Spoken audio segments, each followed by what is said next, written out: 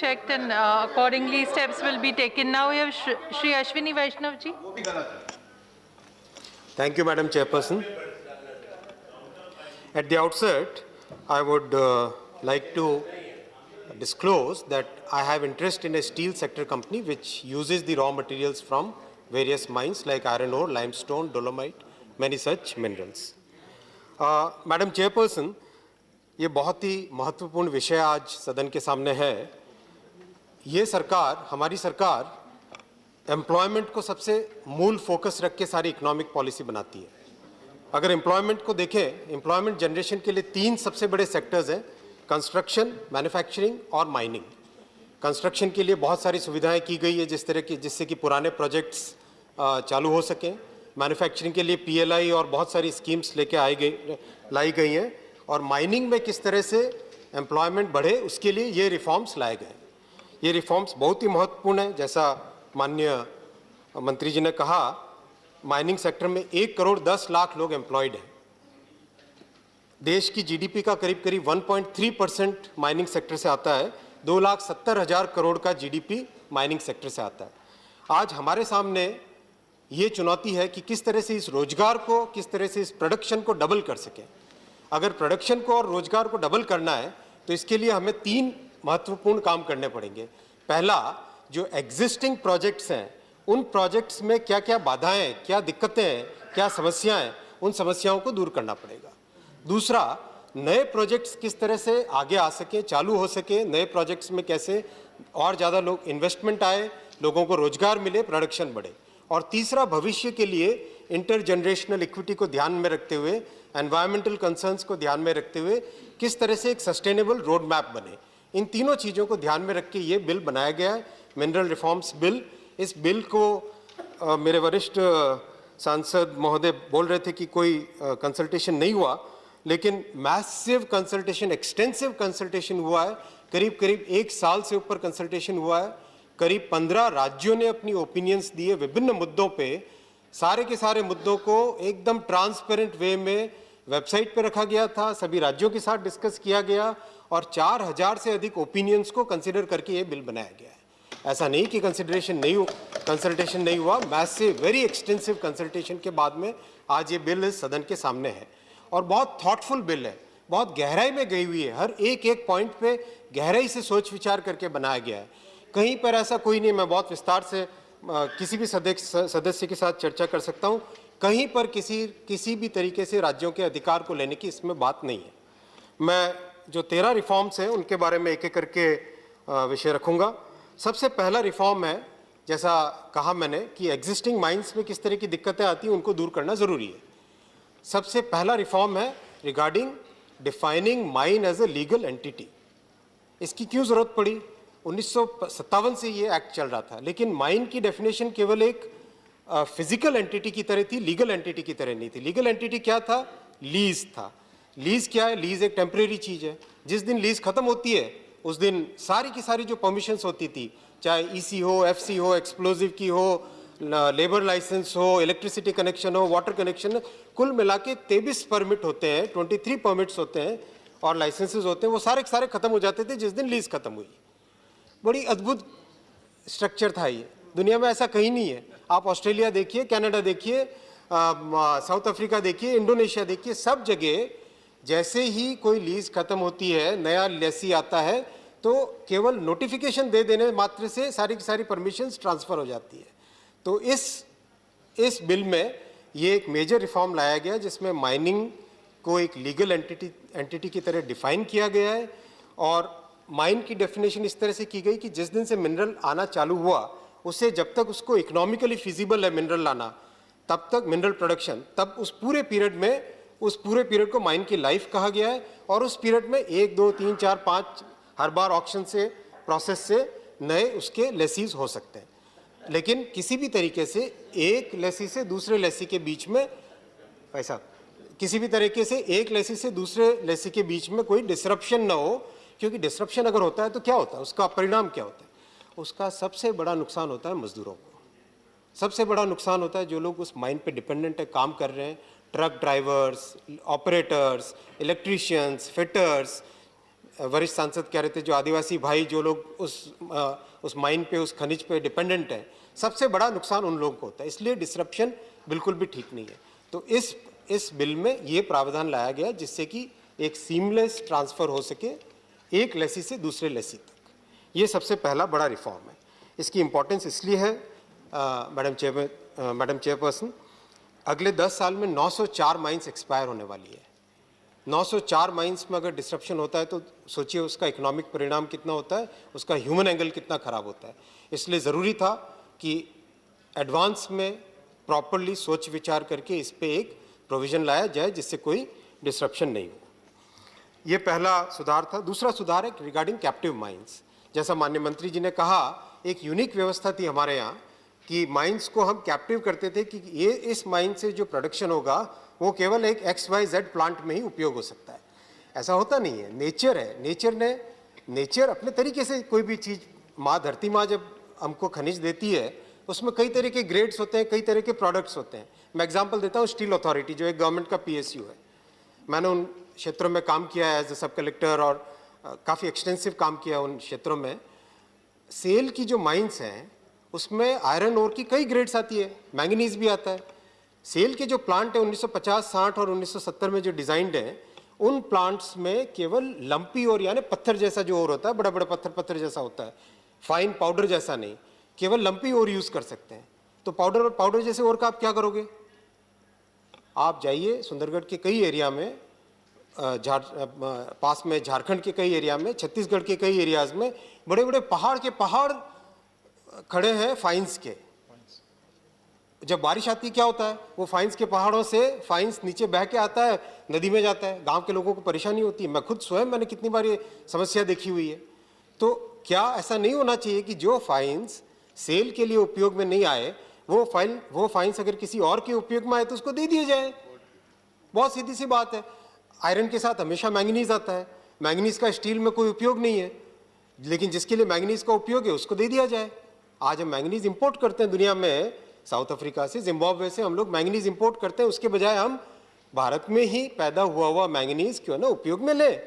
कितनी एक अजीब सी विसंगति थी। इस विसंगति को मैं माननीय मंत्री जी को धन्यवाद देता हूँ। उन्होंने इसको पहचाना, इसका अध्ययन किया, हर राज्य को इसके लिए कंसल्ट किया और सभी राज्यों ने इसका सपोर्ट किया। सपोर्ट करने के बाद में आज एक प्रावधान लाए जिसमें कि कैप्टिव माइंस को अलाउ किया गया है कि वो अपने एक्सेस मिनरल्स को सेल कर सकें। करीब इसका छोटा सा उदाहरण मैं और देना चाहूँगा।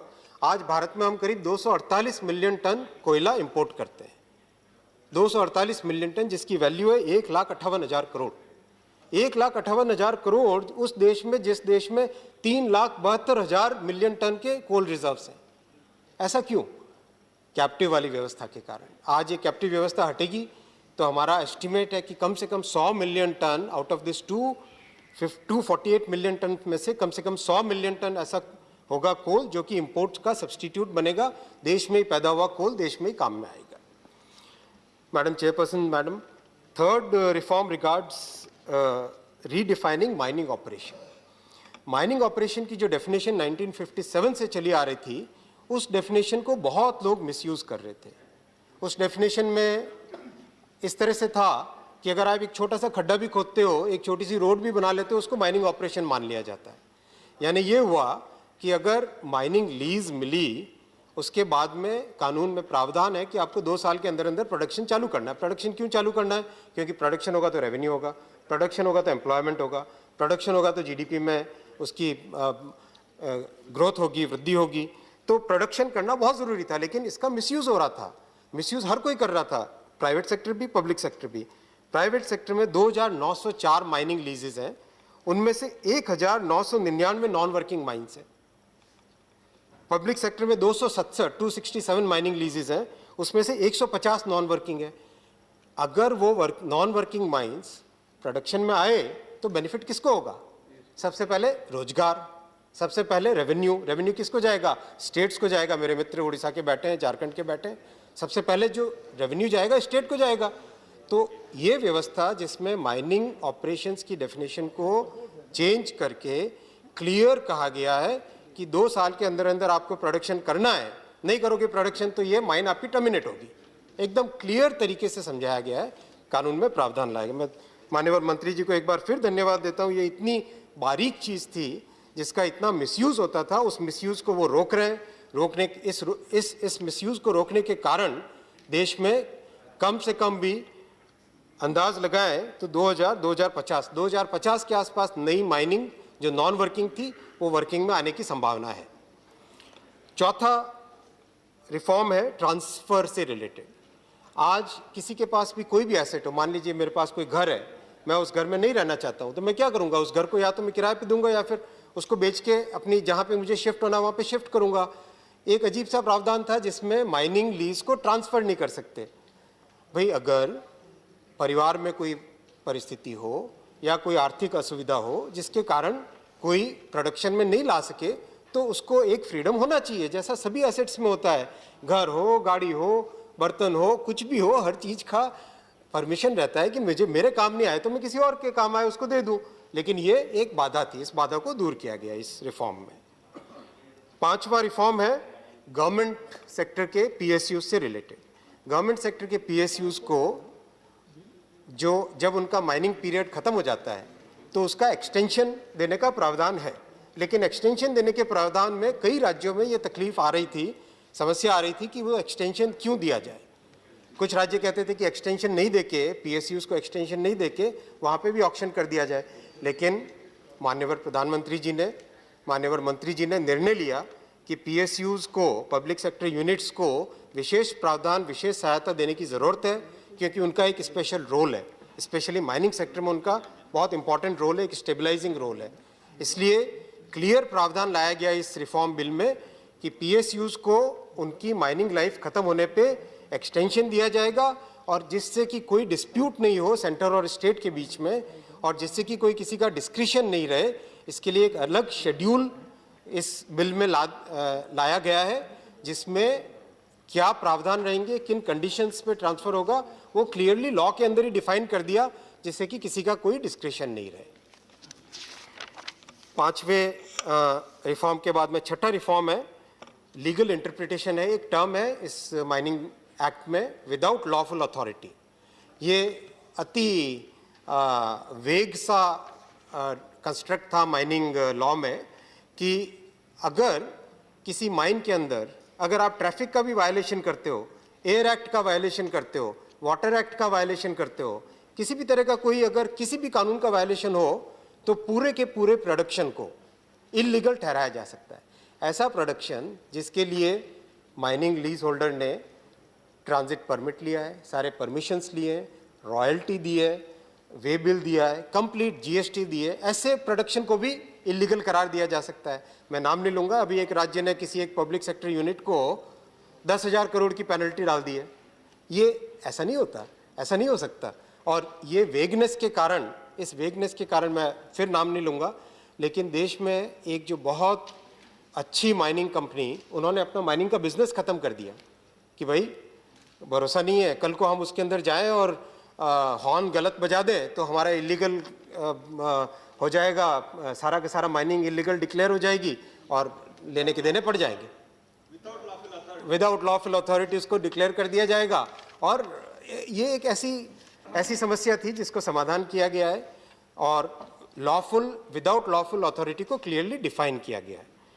ये छठा रिफॉर्म है। सातवां रिफॉर्म है कि 2015 से पहले आप सब जानते हैं, हम सब जानते हैं कि माइंस कैसे एलोकेट होती थी, पहले आओ पहले पाओ। और पहले आओ पहले पाओ के पीछे क्या होता था वो हम सबको पता है। मोदी जी ने, प्रधानमंत्री मोदी जी ने उस पूरे सिस्टम को चेंज किया, एक ट्रांसपेरेंट सिस्टम लाए। ऐसा ट्रांसपेरेंट सिस्टम जिसमें सारा का सारा पावर स्टेट गवर्नमेंट के पास, अभी माननीय मंत्री जी बता रहे थे, उससे पहले सारा का सारा प्रायर अप्रूवल होता था सेंट्रल गवर्नमेंट का। 15 के बाद में सारा पावर, सांसद महोदय नहीं है, उन्होंने कहा था कि क्या पीएल का अधिकार स्टेट को दिया गया? जी हाँ, पीएल का अधिकार भी स्टेट को ही दिया गया है। अभी वो प्रेजेंट नहीं है, उनके एब्सेंस में उनका नाम नहीं लेना चाहूँगा, लेकिन स्टेट को सारा का सारा पावर 2015 में दिया गया। तो जब ऑक्शन का प्रोसेस चालू हुआ, जैसा किसी भी जगह कोई नई चीज़ की शुरुआत होती है तो शुरू में इर्रेशनल बिडिंग होती है। लोगों को लगता है कि यार जैसा भी हो मैं मैक्सिमम से मैक्सिमम बिड करके मैं किसी भी तरीके से ये माइन ले लूँ, इस तरह का एक फीलिंग होता है प्राइवेट सेक्टर में। तो ऐसा हुआ भी। तो ऐसी कंडीशन में फिर वही पॉइंट ह्यूमन एंगल कि अगर कोई माइन सक्सेसफुली ऑक्शन नहीं हो पाई, उसका प्रोडक्शन किसी कारण से रोकना पड़ा, वो फेल हुआ ऑक्शन, तो उसमें क्या किया जाए। तो उसमें बहुत सोच विचार करके एक non discretionary totally transparent and rational decision लिया गया है कि ऐसी परिस्थिति में किसी पब्लिक सेक्टर यूनिट को स्टेट के रिकमेंडेशन पे, स्वयं नहीं, स्टेट के रिकमेंडेशन पे किसी पब्लिक सेक्टर यूनिट को 10 साल के लिए वो माइन दे दी जाए, जैसे कि वो चलाए, प्रोडक्शन को स्टेबलाइज करे, लोगों का रोजगार खत्म ना हो, कहीं कोई डिसकंटिन्यूटी नहीं हो। बहुत लोग डिपेंडेंट होते हैं मैडम माइंस पे, उनका सारा का सारा एक इकोसिस्टम होता है, trucking operators, electricians, mechanics, fitters, बहुत लोग डिपेंडेंट होते हैं। तो अभी इसका एग्जाम्पल भी है जो फेडरल स्ट्रक्चर की माननीय सांसद बात कर रहे थे, अभी वरिष्ठ सांसद है मेरे मित्र।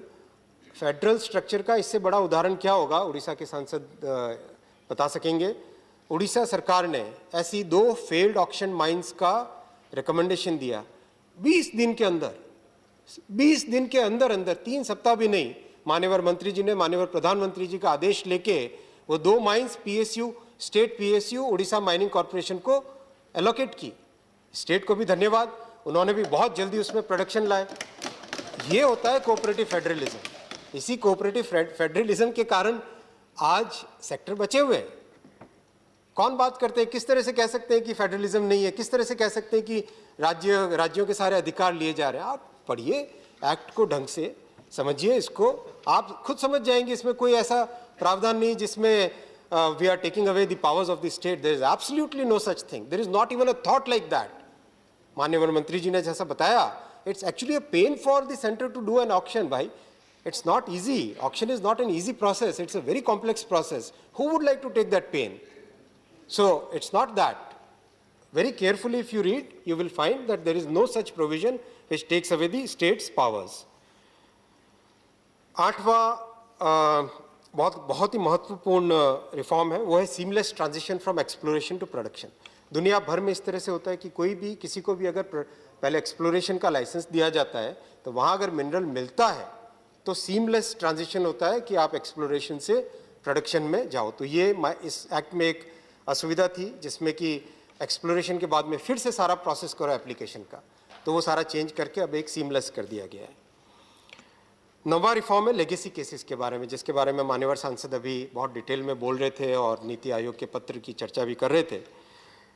मैडम, 2015 में जब ये डिसाइड हुआ कि हमें एक पहले आओ पहले पाओ वाली व्यवस्था से दूर होकर ट्रांसपेरेंट ऑक्शन सिस्टम में जाना है, तो 3 निर्णय लिए गए थे। पहला निर्णय कि जितनी भी एप्लीकेशंस जिसमें कोई भी अभी तक कोई राइट किसी को दिया नहीं गया है, उसको 11 जनवरी की मिडनाइट को, 11 जनवरी 2015 की मिडनाइट को उन सबको एक्सटिंग्विश किया गया। दूसरी कैटेगरी ऐसी एप्लीकेशंस जो कि थोड़ी थोड़ी आगे प्रोसेस हो चुकी है। मान्यवर सांसद अभी भूल तथ्य दे रहे थे कि एक ऐसी इन 572 केस में हर एक माइन के साथ 400, 200, 300 लोग जुड़े हुए। ऐसा नहीं है, इनमें से किसी की भी एक की भी माइनिंग लीज एग्जीक्यूट नहीं हुई है। जब माइनिंग लीज ही एग्जीक्यूट नहीं हुई तो वहाँ प्रोडक्शन कहाँ से होगा, वहाँ 200-300 लोग कैसे जुड़े होंगे। शायद इनको ये तथ्य जानकारी नहीं होगी, मैं उनका सम्मान करता हूँ। भूपेंद्र जी पे केंद्रित है ना वो। तो ऐसा नहीं है, वो जो आरपी से पीएल की तरफ गए हुए थे। अच्छा, कानून में बहुत क्लियर प्रोविजन है, कानून में बहुत क्लियर प्रोविजन है कि आरपी या पीएल की लाइफ मैक्सिमम 5 साल हो सकती है। अभी माननीय मंत्री जी जैसा बता रहे थे, 1980 से भी लोग बैठे हुए हैं एप्लीकेशंस देके, या आरपी लेके या पीएल लेके। तो जब इस तरह से कोई प्रेशियस नेचुरल रिसोर्सेज पे बैठे रहेंगे तो रोजगार कैसे जनरेट होगा, लोगों को रोजगार मिलेगा कैसे, इकोनॉमी आगे बढ़ेगी कैसे। क्या ये उचित नहीं है कि हम इस तरह के लेगेसी केसेस को, डिस्प्यूट्स को समाप्त करें, समाप्त करके आगे बढ़ें, और फिर जो ट्रांसपेरेंट व्यवस्था हमने सबके लिए सोची है वही ट्रांसपेरेंट व्यवस्था उनके लिए भी लागू की जाए। नीति आयोग ने शुरू में उनको डाउट था, लेकिन वो भी एक बार समझाने के बाद में समझ गए। जब सारे तथ्य उनके सामने रखे गए वो भी समझ गए, और हर एक स्टेट ने 14 स्टेट या 15 स्टेट्स ने इसको सपोर्ट किया है। उड़ीसा ने तो पहले अपनी तरफ से लिखा था कि इन दोनों सेक्शंस को आप पूरी तरह से डिलीट कर दीजिए, क्योंकि ये दोनों सेक्शंस एनाक्रोनिस्टिक हैं। जब एक तरफ हमने ऑक्शन की व्यवस्था लागू कर ली है, तो फिर पहले आओ पहले पाओ वाले क्यों ऐसी व्यवस्था रखनी? तो उन्होंने खुद ने लिख के दिया था अपनी तरफ से साल भर पहले। तो ये बहुत ज़रूरी रिफॉर्म था, और इसमें लीगल रिफॉर्म इसलिए ज़रूरी था क्योंकि पक्की बात, कुछ लोग कोर्ट जाएंगे, इसको कोर्ट में फैसला होगा, लेकिन हमारी तरफ से कानून में प्रॉपर उसकी व्यवस्था होनी ज़रूरी थी। 10वां रिफॉर्म है रिगार्डिंग द ऑक्शन प्रोसेस। जैसा मान्यवर मंत्री जी ने बताया, 142 माइंस के ब्लॉक्स बना के दिए गए राज्यों को, उसमें से मात्र 7 माइंस के ऑक्शन हुए। 334 माइंस जो एक्सपायर हुई 2020 में मार्च में, उनमें से मात्र 28 केवल 2 राज्यों में, उड़ीसा और कर्नाटक में केवल 2 राज्यों में ऑक्शन हो पाया। बहुत सारे राज्यों ने इनफॉर्मली कहा है कि हमारे यहाँ कैपेबिलिटी नहीं है ऑक्शन करने की, it's a very complex process, आप ये कैपेबिलिटी एक जगह डेवलप करो, आप ऑक्शन करो, ऑक्शन करके लीज हमको दे दो, हम एग्जीक्यूट करेंगे, रेवेन्यू हम लेंगे, रेवेन्यू शेयर हम लेंगे, रॉयल्टी हम लेंगे, लेकिन आप जो ऑक्शन का पेन है, वो ऑक्शन का पेन आप हमारे साथ शेयर करो। ऐसा इनफॉर्मली कई स्टेट्स ने बोला है।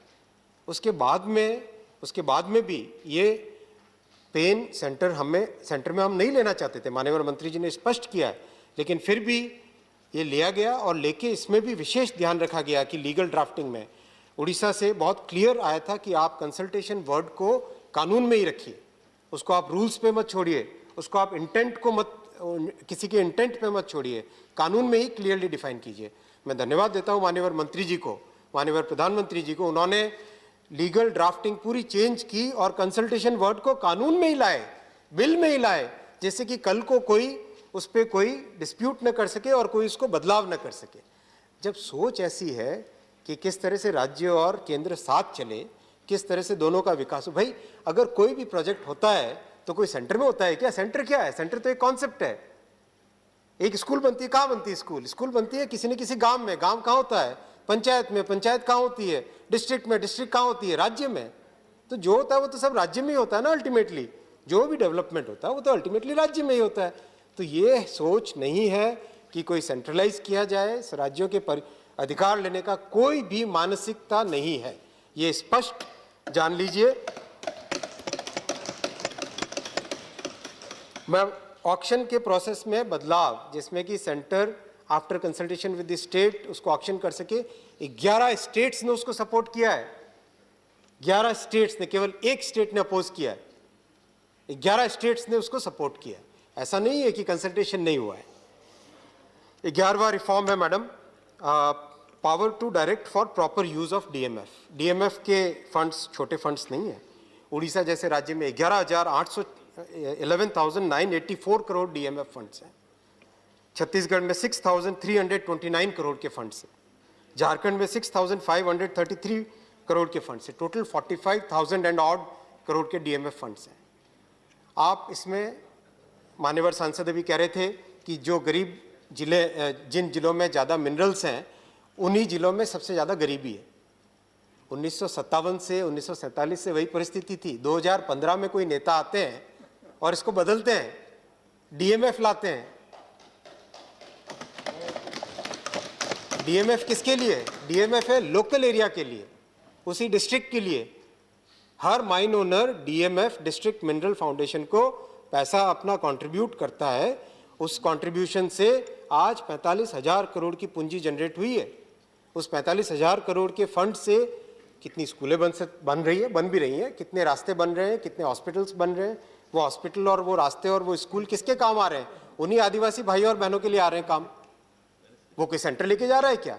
लेकिन यहाँ बहुत ज़रूरी है एक बात, एक तो पब्लिक रिप्रेजेंटेटिव्स का, जैसे मान्यवर सांसद भी कह रहे थे, मान्यवर दिग्विजय सिंह जी कह रहे थे कि केवल ऑफिसर्स का वो रह गया है, तो इसमें सांसदों, और मैं इसमें जानता नहीं, मान्यवर मंत्री जी बताएंगे अपने जवाब में, उनसे मैं रिक्वेस्ट करता हूँ इसको स्पेसिफाई करे, क्लियर करे कि किस तरह से राज्यसभा के सांसद हो या लोकसभा के सांसद हो, और किस तरह से एमएलएस का भी उसमें जुड़ाव हो सके, जिससे कि फैसले जनता के हित में लिए जाए।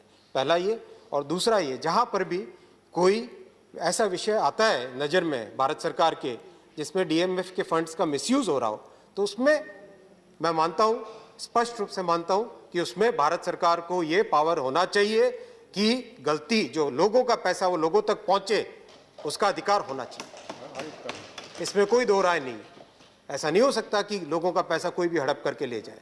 आज किसी की सरकार कहीं पर भी हो सकती है, लेकिन व्यवस्था ऐसी होनी चाहिए जिसमें लोगों को व्यवस्था पे भरोसा बने। ये दोनों रिफॉर्म इसमें डीएमएफ के बारे में लाए गए। इसमें कहीं कोई राज्यों के अधिकार लेने की बात नहीं है, केवल डायरेक्शन देने का अधिकार है। वो डायरेक्शन भी एकदम स्पेसिफाई किया गया है, कहीं पर कोई उसमें दो राय नहीं होनी चाहिए।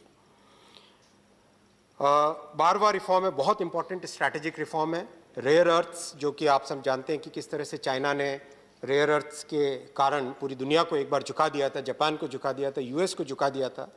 भारत में लकीली रेयर अर्थ्स का करीब दुनिया भर के रिसोर्सेज का करीब 20 से 22% रिजर्व्स रिसोर्सेज इंडिया में है, लेकिन उनका प्रॉपर उपयोग हो नहीं पा रहा था। क्यों नहीं हो पा रहा था, उसके पीछे कई कारण हैं।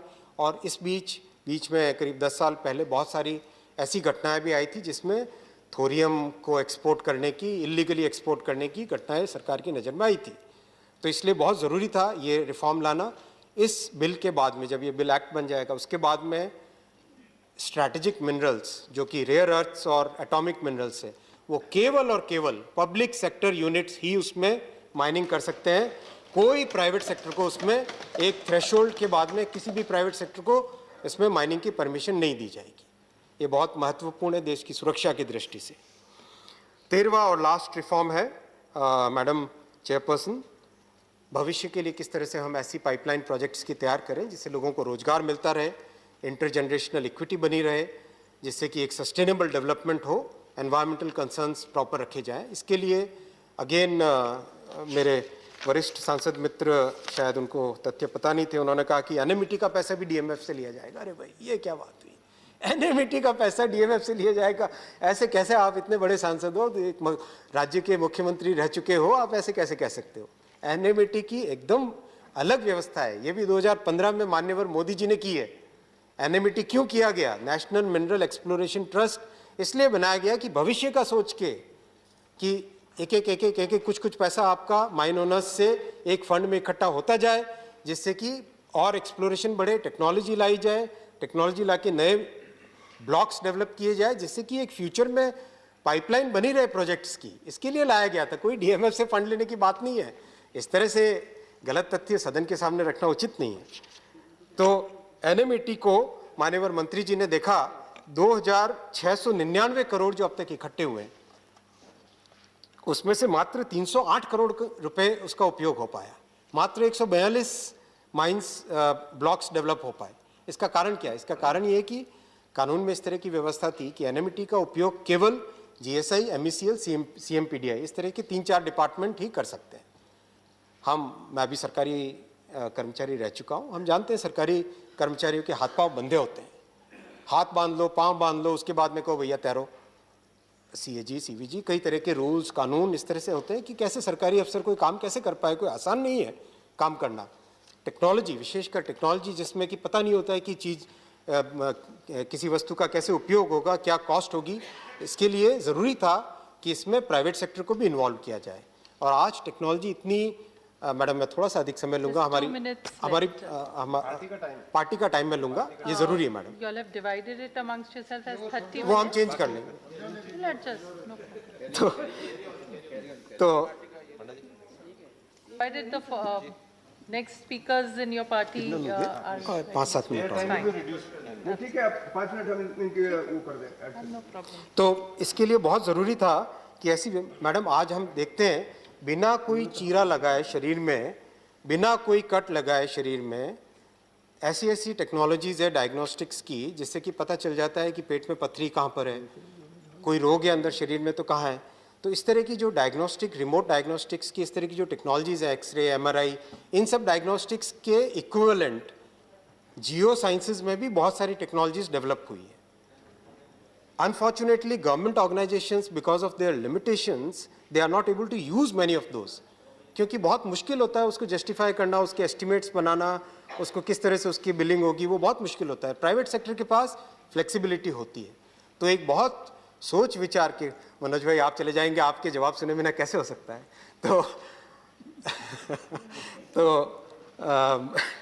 तो इसीलिए मान्यवर मंत्री जी ने बहुत सोच विचार करके एक सुविचारित तरीके से एनएमईटी को ऑटोनोमस बॉडी बनाने का निर्णय लिया है और उसमें किस तरह से प्राइवेट सेक्टर और विशेषकर टेक्नोलॉजी इंटेंसिव एक्सप्लोरेशन को डेवलप किया जाए, वो उन्होंने इसमें व्यवस्था की है। तो ये 13 रिफॉर्म्स आज हमारे सामने हैं। मैडम चेयरपर्सन, भारत में किस मिनरल का पोटेंशियल नहीं है? हर मिनरल है। आयरन ओर 22,000 मिलियन टन, जो कि अगले 100-150 साल तक हमारे लिए सफिशिएंट है। कोल 3,26,000 मिलियन टन, 200 साल, 300 साल, 400 साल भी खत्म ना हो।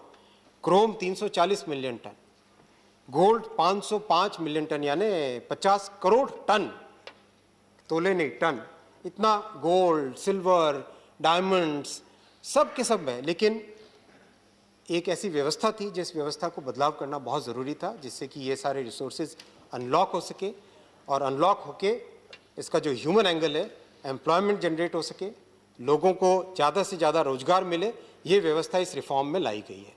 मैडम चेयरपर्सन, मैं लास्ट पॉइंट मेरे उड़ीसा के संबंधित बोलूँगा। भगवान जगन्नाथ ने बहुत आशीर्वाद दिया है उड़ीसा को।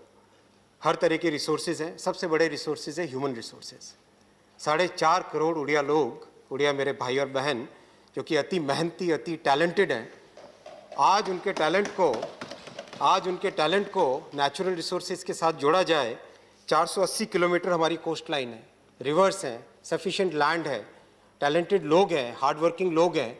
अगर जोड़ा जाए तो उड़ीसा बड़े आराम से 1 करोड़ एम्प्लॉयमेंट जनरेट कर सकता है। मैं वही विजन आपके सामने रखना चाहता हूँ और निवेदन करूँगा मेरे सांसद मित्रों के थ्रू के जरिए कि आप स्टेट गवर्नमेंट को रिक्वेस्ट करें कि ये सब कानून इस तरह की व्यवस्था लाए।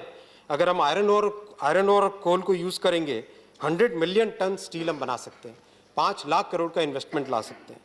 बॉक्साइट और कोल यूज़ करते हैं अगर, तो विश्व में 50 मिलियन टन बनता है टोटल एल्यूमिनियम, 10 मिलियन टन हम ओडिशा में कर सकते हैं। It's a huge achievement, it can be a very big achievement. 50,000 crore का इन्वेस्टमेंट ला सकते हैं। बीच सैंड यूज़ करें, 10 मिलियन टन के रेयर अर्थ्स ले सकते हैं। कोल यूज़ करके देश भर का पावर का रिक्वायरमेंट सिर्फ एक अकेले उड़ीसा से और पड़ोस के राज्य झारखंड और छत्तीसगढ़ से कर सकते हैं।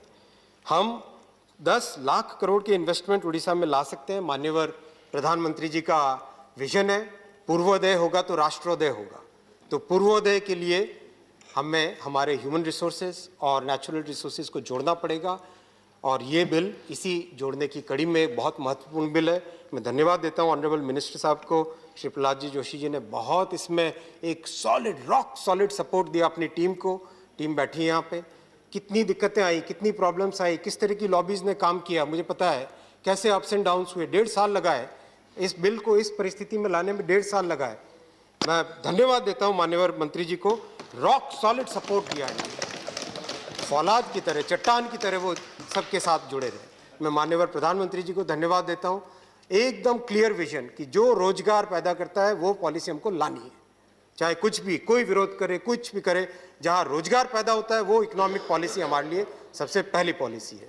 तो ये बिल इसी विजन की एक उपलब्धि है। मैं सभी सांसद बंधुओं से निवेदन करूंगा, यूनानिमसली पास करें, देश के लिए बहुत अच्छा है। विशेषकर सदन के उस हिस्से में बैठे मेरे मित्र और इस हिस्से में बैठे मित्र, बहुत धन्यवाद। धन्यवाद वैष्णव जी। I request Dr. M. Thampi Durai ji to make his intervention.